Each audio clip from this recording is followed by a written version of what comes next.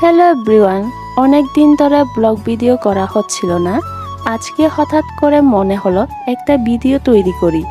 মানুষের সময় কখন যে পরিবর্তন হয় কেউ জানে না। এত বিজি হয়ে গিয়েছিলাম যে ভিডিও বানানোর সুযোগ হয়ে ওঠে না। আপনারা অনেকে বলতেছেন যে এতদিন কোথায় ছিলাম আমি। আজকে একটু ফ্রি আছি, তাই ঘরের সামনে ছোট্ট ফুলের বাগানটা ঘুরে দেখতেছিলাম। ভাবলাম এই সুযোগে ভিডিওটাও করে ফেলি। অনেক দিন ধরে আমার একটা জিনিস খাইতে ইচ্ছা করতেছিল। সেই জিনিসটা কি আপনারা একটু পর ভিডিওতে দেখতে পাবেন। তার জন্য আমি একটা ছুরি আর সাথে একটা ঝুড়ি নিব। এখন চলে যাব হচ্ছে আমার সেই জিনিসটা খোঁজার জন্য। যারা গ্রামে বসবাস করে তাদের কিন্তু টাটকা শাকসবজির অভাব হয় না। গ্রামে যারা থাকে তারাই জানে। আপনাদের সাথে কথা বলতে বলতে পেয়ে গেছি সেই গাছটা।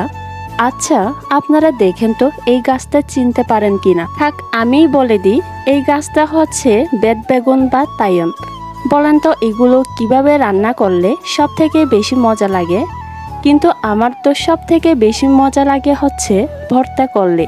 সেই ভর্তায় যদি তেল ছাড়া শীতল দিলে আরও বেশি টেস্ট হয়। আপনাদের এই বেত বেগুন ফলটি পছন্দ কিনা আর খেতে কেমন লাগে অবশ্যই কমেন্টে বলবে। তো বেশি বেত বেগুন পেলাম না, এর মধ্যে আবার বৃষ্টিও শুরু হয়ে গেছে।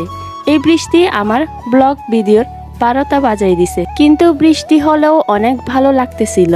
ওয়েদারটা অনেক সুন্দর ছিল আজকে। তো সবাই ভালো থাকবেন, সুস্থ থাকবেন। আজকে এই পর্যন্ত, টাটা।